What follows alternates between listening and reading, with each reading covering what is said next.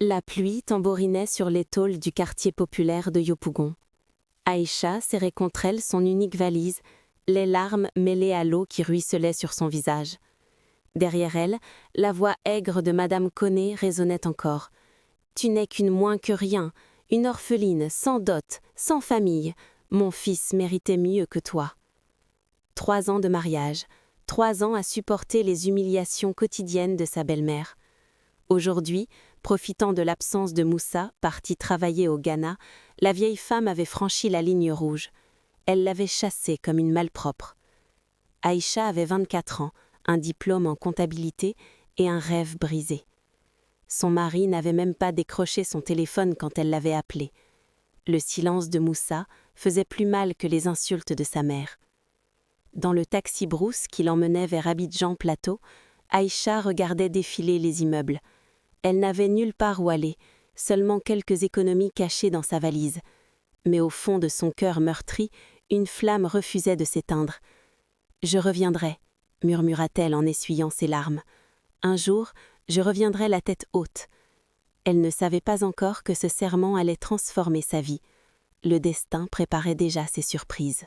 Aïcha déambulait dans les rues d'Abidjan, son téléphone presque déchargé, cherchant désespérément un cybercafé. Elle devait contacter sa cousine Fatou, son dernier espoir. Devant une boutique de tissus, elle bousculait accidentellement une élégante dame d'une 60aine d'années. Les échantillons de wax tombèrent au sol. « Pardon, madame, oh, pardon !» s'exclama Aïcha en ramassant précipitamment les tissus. La femme l'observa attentivement. Les vêtements trempés, les yeux rougis, la valise fatiguée, tout racontait une histoire de détresse. « Comment t'appelles-tu, ma fille ?»« Aïcha, madame, Aïcha Traoré. »« Tu cherches du travail ?» Ces mots simples sonnèrent comme une bénédiction. Madame Diane Mensa dirigeait une entreprise d'import-export. Elle cherchait justement une assistante comptable.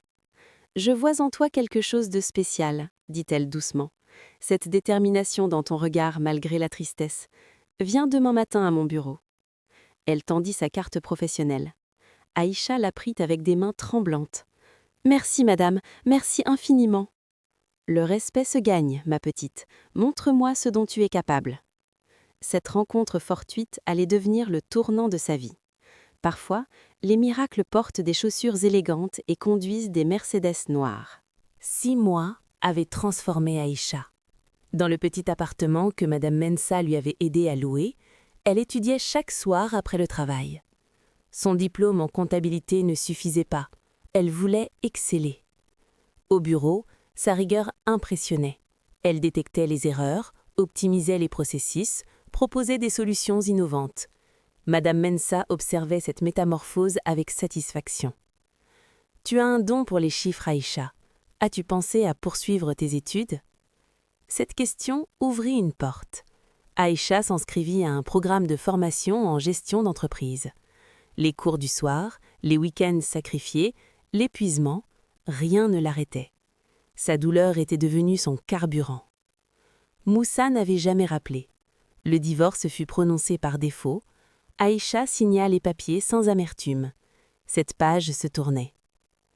Un soir, Madame Mensa la convoqua dans son bureau luxueux. « J'ai une proposition. Je vieillis, mes enfants vivent en Europe, j'aimerais te former pour reprendre progressivement certaines responsabilités. Es-tu prête à relever ce défi ?» Aïcha sentit son cœur bondir. C'était plus qu'une opportunité professionnelle, c'était une renaissance. « Je ne vous décevrai pas, madame. » « Je sais. Le respect que tu portes au travail parle pour toi. » 3 années passèrent comme un tourbillon. Aïcha avait 28 ans et dirigeait désormais une filiale de l'entreprise Mensa. Son bureau, avec vue sur la lagune ébriée, témoignait de son ascension fulgurante. Elle avait développé un réseau de partenaires commerciaux impressionnant. Sa réputation de femme d'affaires intègre et compétente dépassait les frontières ivoiriennes. Les contrats affluaient du Sénégal, du Mali, du Burkina Faso. Madame Mensa, malade mais toujours lucide, l'avait officiellement désignée comme successeur potentiel. « Tu es la fille que je n'ai jamais eue », lui avait-elle confié un jour. Fidèle, travailleuse, respectueuse. Aïcha avait acheté un bel appartement au plateau et aidait discrètement des jeunes femmes en difficulté. Elle n'avait pas oublié d'où elle venait. Parfois, la nuit, elle repensait à Yopougon, à Madame Koné, à Moussa. La colère avait laissé place à une indifférence sereine. Elle avait réussi sans eux, malgré eux. Un matin, son assistante entra dans son bureau avec un air embarrassé. « Madame, il y a une dame qui insiste pour vous voir. Elle dit être votre belle-mère. » Le sang d'Aïcha se glaça. 5 ans après, le passé venait frapper à sa porte. Madame Koné avait vieilli. Ses cheveux grisonnaient, son boubou jadis fier pendait sur son corps amaigri. Elle se tenait dans la salle d'attente luxueuse, déplacée comme une tache sur un tissu immaculé. Aïcha la fit entrer dans son bureau, le cœur battant. Elle s'efforça de garder une voix neutre. « Madame Koné, quelle surprise !» La vieille femme balaya du regard le bureau somptueux, les diplômes encadrés, les photos avec des personnalités importantes. Son visage trahissait un mélange de stupeur et de regret. « Aïcha, ma fille, tu as tellement changé. »« Ma fille ?» Le ton d'Aïcha était glacial. « Il me semble que je n'étais qu'une moins que rien, une orpheline indigne de votre fils. » Madame Koné baissa les yeux. Ses mains tremblaient légèrement. « J'étais aveugle. J'ai commis des erreurs terribles. Que voulez-vous » Le silence pesa lourdement. Dehors, Abidjan bourdonnait de vie. Dans ce bureau climatisé, 2 femmes se mesuraient du regard, l'une portant les cicatrices du passé, l'autre écrasée par ses remords. Moussa est mort il y a 6 mois. Accident de moto au Ghana. Je suis seule maintenant, complètement seule. Aïcha accusa le coup. Moussa, mort. L'homme qu'elle avait aimé, qu'il avait abandonné lâchement. Elle ne ressentait ni joie ni tristesse, juste un vide étrange. « Je suis désolée pour votre perte, » dit-elle finalement. Madame Koné sortit un mouchoir froissé. « Il te cherchait, tu sais, avant de mourir.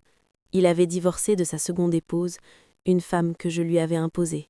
Elle l'a ruiné, m'a ruiné aussi. » L'ironie de la situation n'échappa pas à Aïcha. La femme convenable avait causé leur perte. « Pourquoi êtes-vous venu me voir ?»« Parce que je n'ai plus personne. Mes autres enfants m'ont abandonnée. La maison de Yopougon a été vendue pour payer les dettes. Je vis dans une chambre misérable. » Elle releva les yeux, implorant. « Je sais que je ne mérite rien de toi. Je t'ai traité comme la pire des créatures. Mais je n'ai nulle part où aller. » Aïcha se leva, tourna le dos à sa belle-mère, fixant la lagune scintillante. Des images du passé défilaient, les insultes, les humiliations, la pluie froide ce jour terrible. « Vous voulez que je vous accueille chez moi ? Je comprends si tu refuses, je le mérite. » Cette nuit-là, Aïcha ne dormit pas. Dans son appartement luxueux, elle tournait en rond. Madame Koné avait accepté de revenir le lendemain pour sa réponse. La tentation de la vengeance était douce. Rejeter cette femme comme elle avait été rejetée. Lui faire goûter à son propre poison. Justice serait faite. Mais une autre voix résonnait dans sa tête. Celle de Madame Mensa, son mentor. La vraie force n'est pas dans la vengeance, mais dans la capacité à rester humaine malgré la douleur. Aïcha appela sa confidente et amie, Aminata, rencontrée lors de ses cours du soir. « Qu'est-ce que tu ferais à ma place ? Sincèrement, je ne sais pas. Cette femme t'a détruite. Mais tu n'es plus cette Aïcha vulnérable. Tu es puissante maintenant. Justement, qu'est-ce que ma puissance vaut si je l'utilise pour écraser les faibles ?» Aminata soupira. « Tu connais déjà ta réponse, Aïcha. Ton cœur est trop bon pour choisir la cruauté. » En raccrochant, Aïcha sut ce qu'elle devait faire. Ce ne serait pas facile, mais le respect qu'elle se portait exigeait qu'elle reste fidèle à ses valeurs, même face à son bourreau. Le pardon n'était pas l'oubli, c'était la liberté. Le lendemain, Madame Koné revint au bureau, le visage marqué par une nuit blanche. Aïcha la reçut dans une petite salle de réunion plus intime que son bureau imposant. « J'ai réfléchi toute la nuit », commença Aïcha. « Vous m'avez fait énormément de mal. J'ai mis des années à guérir de vos paroles, de votre mépris. » Madame Koné hocha la tête, les larmes aux yeux.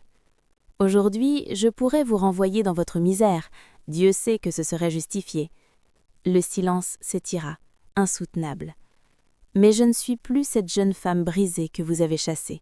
J'ai appris que la grandeur ne se mesure pas à notre capacité de vengeance, mais à notre capacité de miséricorde. Madame Conet releva brusquement la tête. Je vais vous aider, pas parce que vous le méritez, mais parce que c'est qui je suis. Je vous louerai un petit appartement décent. Je vous verserai une allocation mensuelle modeste. Aïcha, laissez-moi finir. En échange, j'exige votre respect. Plus jamais d'insultes, plus jamais de jugements. Et vous travaillerez. Je vous trouverai une occupation adaptée à votre âge. Madame Conet éclata en sanglots, tombant presque à genoux. Merci, merci. Aïcha tendit un mouchoir à sa belle-mère sans s'approcher. Une distance physique et émotionnelle devait subsister. Relevez-vous, Madame Conet. La dignité commence par soi-même. La vieille femme obéit, essuyant ses larmes avec un mélange de honte et de gratitude. Voici mes conditions précises. Écoutez attentivement. Aïcha sortit un document qu'elle avait préparé le matin même.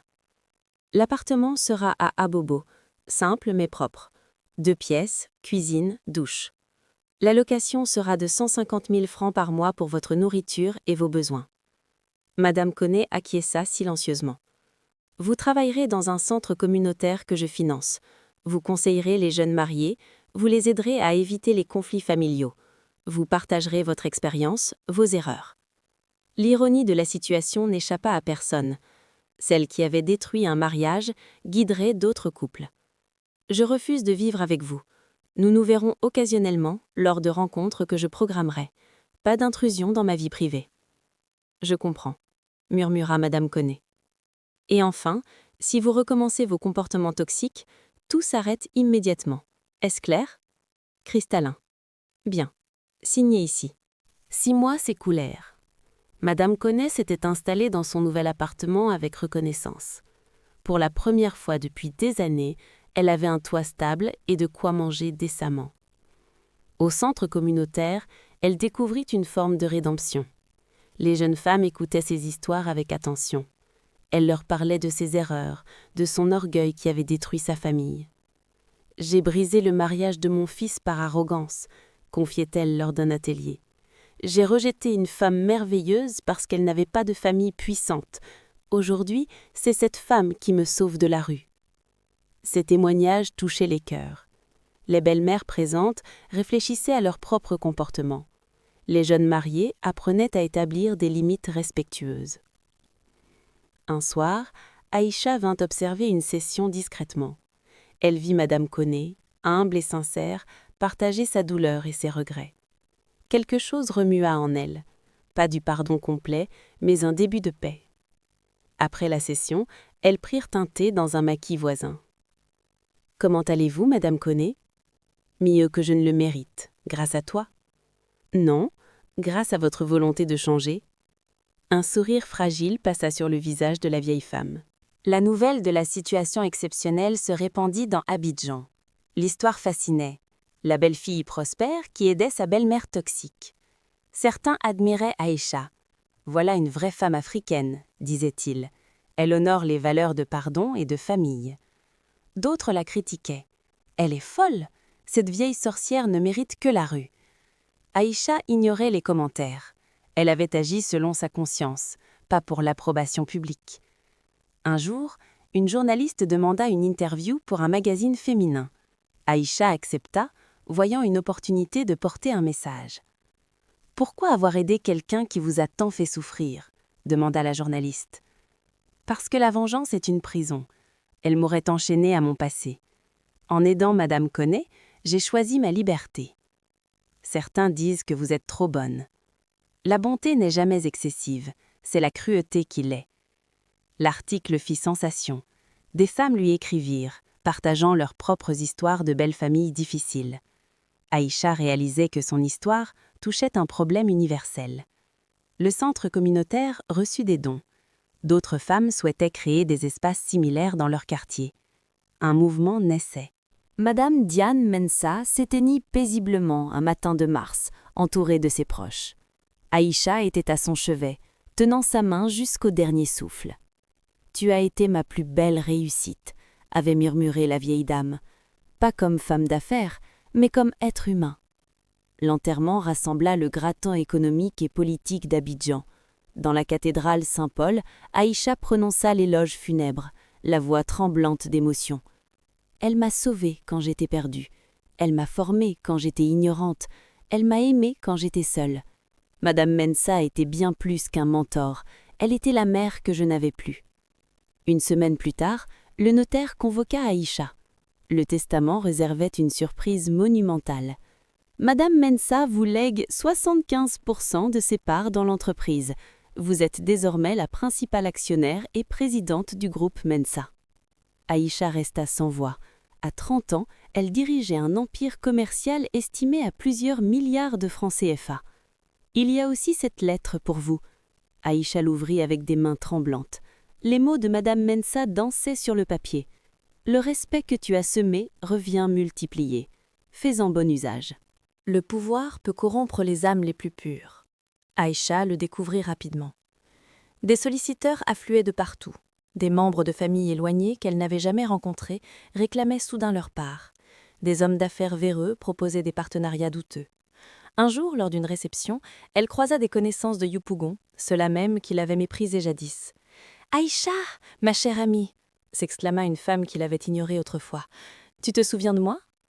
La tentation était forte de les remettre à leur place, de leur cracher leur hypocrisie au visage. Mais Aïcha se rappela son propre parcours. Elle resta polie, distante, mais correcte. Pas d'humiliation, pas de rejet cruel, simplement de la distance professionnelle. Cependant, la pression montait. Les responsabilités écrasantes, les décisions difficiles, l'argent qui changeait les relations. Aïcha sentait parfois son caractère s'aigrir. Un soir, elle se surprit à parler durement à une employée qui avait commis une erreur mineure. Le regard blessé de la jeune femme la ramena brutalement à la réalité. « Pardon », dit-elle immédiatement, « ce n'était pas proportionné. Explique-moi ce qui s'est passé. » Elle décida de consulter un thérapeute pour maintenir son équilibre. 2 ans après la mort de Madame Mensah, Aïcha organisait un grand gala de charité pour les femmes victimes de violences domestiques et de conflits familiaux. Le palais des congrès de l'hôtel Ivoire brillait de 1000 feux. Hommes d'affaires, diplomates, artistes se pressaient pour l'événement. L'objectif, lever de fonds pour construire un réseau de centres d'accueil dans toute l'Afrique de l'Ouest. Madame Koné était présente, discrètement assise au fond de la salle. Elle avait insisté pour venir malgré son inconfort dans ce milieu huppé. Quand Aïcha monta sur scène pour son discours, tous les regards convergèrent vers cette femme élégante de 32 ans qui incarnait la réussite africaine. « Bonsoir à tous. Il y a 8 ans, j'ai été chassée de chez moi, humiliée, rejetée. J'aurais pu sombrer dans la haine. » Un silence religieux régnait. Mais j'ai compris une vérité fondamentale. Le respect est une semence. Quand on la plante avec constance, il finit toujours par pousser, même dans les terres les plus arides. Elle marqua une pause, son regard balayant l'assistance. Le respect envers soi-même nous pousse à l'excellence. Le respect envers les autres, même ceux qui nous blessent, nous élève au-dessus de la vengeance. À la fin du gala, Aïcha avait levé 300 millions de francs CFA. Le projet des centres d'accueil devenait réalité. Dans les coulisses, Madame Koné l'attendait timidement. Les années avaient adouci ses traits, la gratitude avait remplacé l'arrogance. « Je voulais te dire... »« Oui, Madame Koné ?»« Que tu es la femme la plus remarquable que je connaisse. Mon fils était un imbécile de t'avoir laissé partir. » Aïcha sourit doucement. « Il a suivi vos conseils, madame, mais c'est du passé maintenant. Grâce à toi, j'ai appris qu'on peut toujours changer, même à 70 ans. Tu m'as offert une seconde chance que je ne méritais pas. » Vous l'avez mérité en acceptant de devenir meilleure. Elles restèrent un moment silencieuses, 2 femmes que la vie avait opposées, puis réunies. Dehors, Abidjan scintillait sous les étoiles. Quelque part dans cette ville immense, d'autres jeunes femmes rêvaient, luttaient, espéraient. Aïcha avait planté des graines de respect partout où elle était passée, dans les entreprises, dans les familles, dans les cœurs. Et comme le disait la sagesse ancestrale qu'elle avait faite sienne,